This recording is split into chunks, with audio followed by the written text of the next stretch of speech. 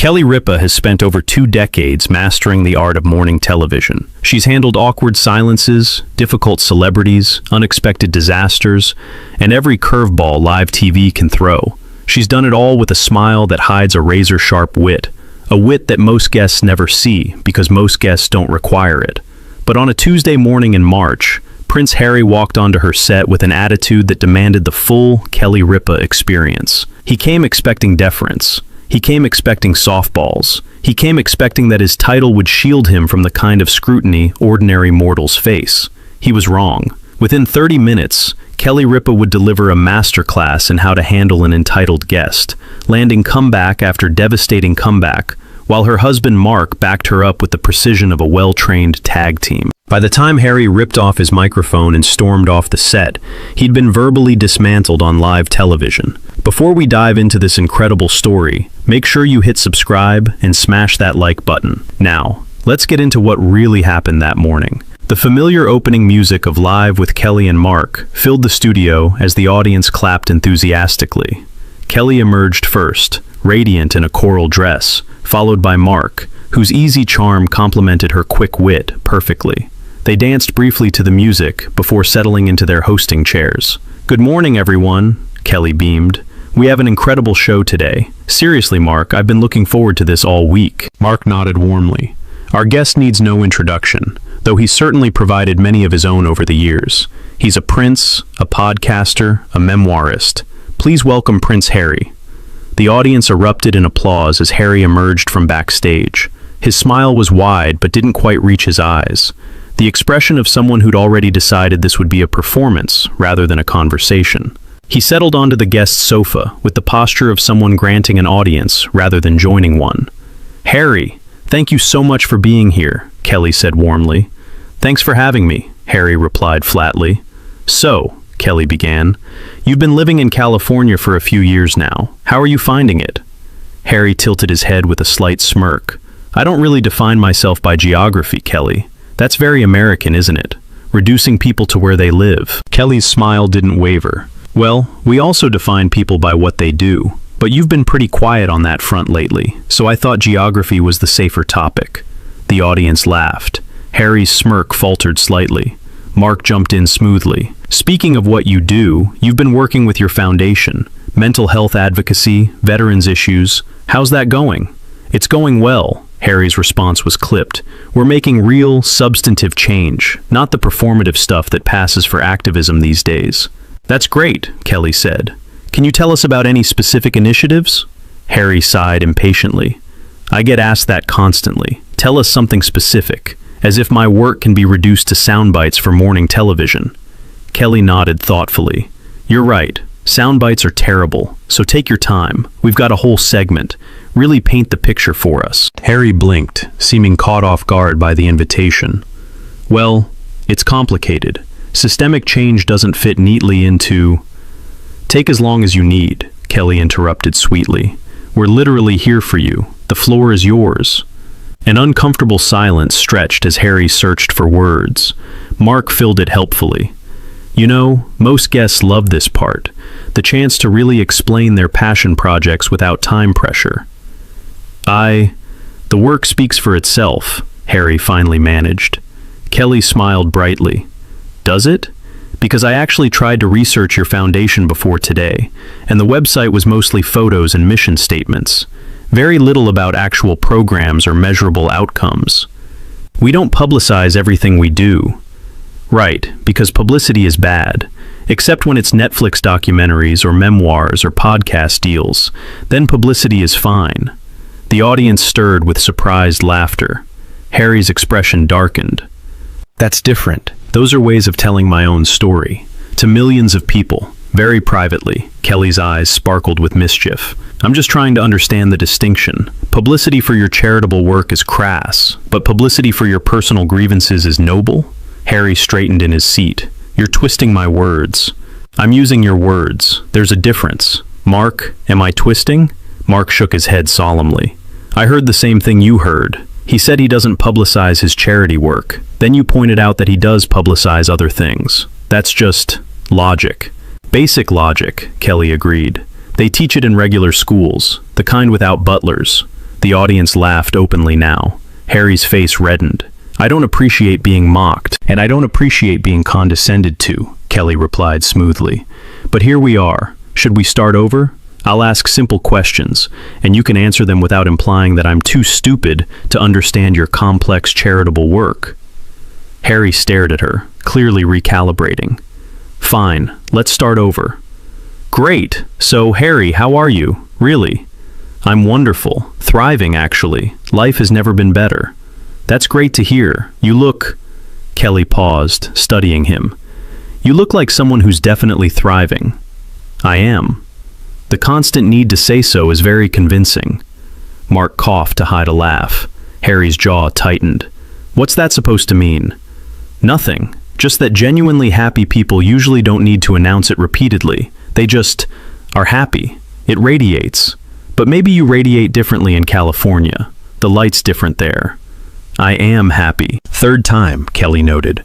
That's 3 I'm happy declarations in 2 minutes. Mark, how many times do I tell you I'm happy on an average day? Mark pretended to think. Maybe once. Usually you just seem happy, or you complain about traffic. There's not a lot of insisting involved. Right, because insistence is usually what people do when they're trying to convince themselves of something. Harry leaned forward aggressively. You don't know anything about my life. You're absolutely right, which is why I keep asking questions. But every time I do, you bite my head off. It's almost like you don't want anyone looking too closely at this thriving life of yours. I came here to share my story. Then share it. I'm asking, how are you? What's a typical day like? What makes you happy? These are not hard questions, Harry. They're the kind of things people discuss at dinner parties. Unless your dinner parties are very different from mine. They probably are, Harry muttered. Probably. Mine usually have guests who can answer basic questions without treating them as attacks. But I understand. Different cultures. Mark leaned in. Harry, I think what Kelly's getting at is that you seem really defensive. And we haven't done anything to warrant it. We've asked about California, your work, your happiness. These are the world's gentlest questions. The framing. What framing? Kelly asked. I literally said, how are you? That's how every conversation in America starts. It's not a trap. It's just talking. Harry crossed his arms. Fine. What do you want to know? How's Megan? The shift in Harry's demeanor was immediate, a flash of defensiveness quickly masked with careful neutrality. She's great. She's wonderful. Next question. That's all we get? She's great? Harry, you've written entire books about your relationship. You've done multi-hour documentaries. And now you can't give us more than 2 words? Some things are private. Since when? Kelly's question was sharp, but delivered with a smile. You published conversations with your dying grandmother. You wrote about your brother's alleged physical attack on you. You described intimate details of your wedding night. But Megan's well-being is where you draw the privacy line? Harry's face flushed deeper. That's different. It keeps being different. The rules keep changing depending on what makes you comfortable. That's not privacy. That's strategic disclosure. Mark nodded. She's got a point. You can't claim privacy as a principle when you selectively abandon it whenever it suits your narrative. I'm not going to discuss my wife. Then why did you write a whole book discussing your wife, and your father, and your brother, and the institution that raised you? Kelly spread her hands. I'm genuinely confused, Harry. Is your life private or isn't it? Because you seem to want it both ways. I share what I choose to share. Exactly. It's about control, not privacy. You want to control what people know, which is fine, but don't dress it up as some principled stance when it's really just strategic media management. Harry stood up slightly before sitting back down, a false start that betrayed his agitation. You're being very hostile. I'm asking questions. You're experiencing them as hostile because you don't have good answers. That's not my fault. The audience murmured approvingly. Harry looked around the studio as if searching for allies and finding none. Maybe we should change the subject, Mark suggested diplomatically. Happy to, Kelly agreed. Harry, you've been very critical of the British monarchy, the institution, the family dynamics, the media relationships. Do you ever miss it? Miss being trapped in a system that almost destroyed me? No. What about your family, your father, your brother? Do you miss them? Something flickered in Harry's eyes. Pain, maybe, quickly suppressed. That's complicated. It always is, but you've made it more complicated, haven't you? By making private disputes public? I had no choice. You had many choices. You could have worked things out privately. You could have stayed silent. You could have left without burning bridges. You chose to write a book. You chose to do documentaries. You chose to give interviews to Oprah. Every step of the way, you had choices. And you chose exposure every single time. Harry shook his head. You don't understand the pressure. I understand pressure perfectly. I've been on live television 5 days a week for over 20 years. Everything I do is scrutinized. Every outfit, every comment, every interview. The difference is, I don't write tell-all books about my colleagues when things get hard. I just deal with it. Your situation isn't comparable. You're right. Your situation comes with palaces and titles and generational wealth. My situation comes with alarm clocks and traffic and normal problems. And yet somehow, I managed to handle my pressure without declaring war on everyone who's ever wronged me. Mark chimed in. She's also never had anyone call her a princess, just to be clear. Although some guests have called me other things, Kelly added with a wink. The audience laughed, momentarily breaking the tension. Harry did not laugh. You're making light of serious issues. I'm pointing out that you're not the only person who's ever faced challenges. I'm pointing out that your response to those challenges, constant public grievance, is a choice, not an inevitability. You could have handled things differently. You chose not to. I chose survival. Did you? Because from where I'm sitting, you've chosen a very public, very lucrative version of survival that involves Netflix deals and book advances and speaking fees. If that's survival, it's a pretty comfortable version of it. Harry's voice rose. You don't know what I've sacrificed. What have you sacrificed, specifically? You still have money, more than ever. You still have fame, more than ever. You still have a platform, much bigger than before. What exactly did you give up, Harry? My family. They're still there. They haven't gone anywhere. You're the one who left. You're the one who keeps attacking them publicly. If that relationship is broken, maybe consider who broke it. They drove me away.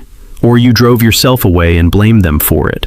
That's also a possibility. The story you tell isn't the only version of events. Harry was breathing heavily now, his composure cracking visibly. You have no idea what goes on inside that family. Neither does anyone else, except you've decided to share your version with the entire world, which means people are going to have opinions about it. That's the deal you made. You don't get to sell your story and then complain when people analyze it. Mark nodded. If you wanted privacy, you shouldn't have written a memoir. Pretty basic stuff. I wrote the memoir to correct false narratives, and created new narratives that your family disputes, Kelly countered. So now there are competing versions of events, and everyone has to decide who to believe. You've invited that scrutiny. You can't be angry when people actually scrutinize. I'm not angry. You've been angry since you sat down. You've been defensive, hostile, and condescending. You've treated every question as an attack. Harry, I've interviewed hundreds of people on this show. Most of them manage to have pleasant conversations, even when discussing difficult topics. You've made a pleasant conversation impossible, because you're not being pleasant. I've been professional. I've been fair. I've asked reasonable questions about your life, your work, your family, all things you've discussed publicly many times before. You're the one who's been unpleasant. Harry stood up abruptly. I think we're done here. We're only halfway through your segment, Mark pointed out. I don't care. This was supposed to be a friendly interview. It was supposed to be a conversation, Kelly corrected. Conversations involve questions and answers. You've answered almost nothing. You've deflected, complained, and played victim. That's not a conversation. That's a filibuster. I'm not playing victim. Harry, you've spent the last 20 minutes complaining about how hard your life is, how you were trapped, how you were pressured, how you were mistreated. At some point, explaining your perspective becomes playing victim, and you crossed that line about 15 minutes ago. I'm just telling the truth. You're telling your truth, your subjective, selective, strategically curated version of events. That's not the same as objective truth, and you seem genuinely incapable of recognizing the difference. Harry pointed at her, his hand shaking slightly. You're just like all the rest, pretending to be sympathetic while actually looking for ways to tear me down. I haven't torn you down. You've torn yourself down. Every answer you've given has made you look worse. And that's not my doing, it's yours. This interview is over. Running away when things get hard, there's that pattern again. Harry froze mid-movement, stung by the observation. I'm not running. You're literally walking toward the exit in the middle of a conversation because you didn't like the questions. What would you call that? Self-preservation. I'd call it fragility. I'd call it the behavior of someone who spent so long being protected from criticism that he can't handle even gentle pushback. I'd call it proof that maybe, just maybe, you're not as thriving as you claim to be. Harry's face contorted with barely suppressed rage. You know nothing about my life. I know what you've shown me today, and what you've shown me is someone who can't answer basic questions without getting defensive. Someone who insists he's happy while acting absolutely miserable. Someone who demands empathy while offering none. Kelly paused. That's what I know, Harry, and I learned it all in the last 20 minutes. Mark stood up slowly, positioning himself as a supportive presence beside Kelly. For what it's worth, Harry, we didn't set out to make you look bad. We just wanted a conversation. You're the one who made it into something else. Because you were attacking me. We were talking to you, Kelly said simply. If you can't tell the difference, that's a bigger problem than anything we've discussed today. Harry ripped off his microphone, throwing it onto the sofa. You'll regret this, both of you. I doubt it, Kelly replied calmly. But I think you might. This is all on camera, Harry. Everyone watching can see exactly what happened. And what happened is that you came in here with a chip on your shoulder and treated us like enemies for no reason. You are enemies. We're talk show hosts. We do cooking segments and celebrity games. We're not the British tabloids, Harry. We're not the paparazzi who chased your mother. We're two people in New York who wanted to have a nice conversation with you about your life, and you made that impossible. Harry strode toward the exit, then turned back one final time. You're all the same, every single one of you. You pretend to care, but you're just looking for content, for clicks, for ratings. Kelly smiled sadly. Maybe, or maybe you've been hurt so many times that you can't recognize genuine interest anymore. Maybe you've built walls so high that everyone looks like an enemy from up there. I don't know. But I do know that what you've shown today isn't strength or honesty or speaking truth to power. It's just pain looking for a target. Don't psychoanalyze me. I'm observing. You've told us repeatedly how happy you are while acting like the angriest person I've ever interviewed. You've demanded empathy for your struggles while showing none for anyone else. You've complained about public scrutiny while actively seeking more publicity. These are contradictions, Harry, and until you reconcile them, I don't think you'll find the peace you're looking for. Harry stood frozen in the doorway, something flickering behind his eyes.